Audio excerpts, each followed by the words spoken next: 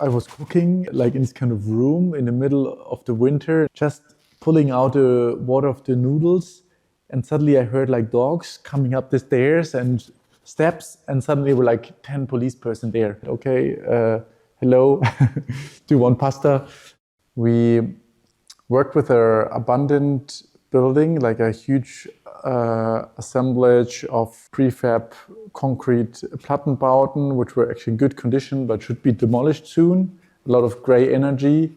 And we organized within this kind of building in the middle of the winter, like an artistic residency. So framing a bit of squatting as an artistic residency. So the building didn't have windows anymore. So we built like a small headquarter, warm-hearted living room and working space, put a stove in, windows, and then the next night we came back with the 10 different artists who applied to participate in this kind of residency. Of course, with knowing that's an illegal action. And we were staying there for 3 consistent days, and then had 2 weeks later an exhibition on site where actually more than 100 or 200 people came. Yeah, interesting was the process also with the host, let's say, with the owner.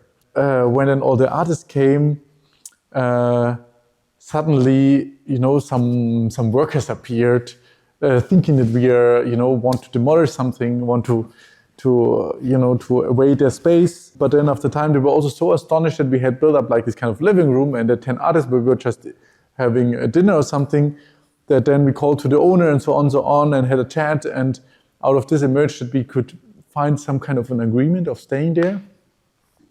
I mean, I think the special thing, of course, is really like making a home in a hostile place where you don't feel welcome, where it's cold, where it's everything concrete.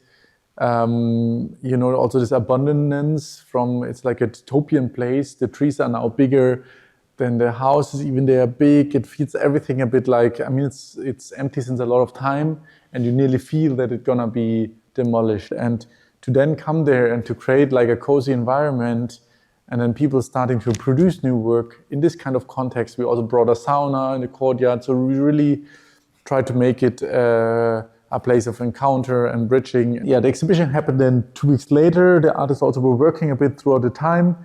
Like more and more people showed up, and even the neighborhood official page somehow started to share our exhibition invitation, because of course they didn't know that it's illegal.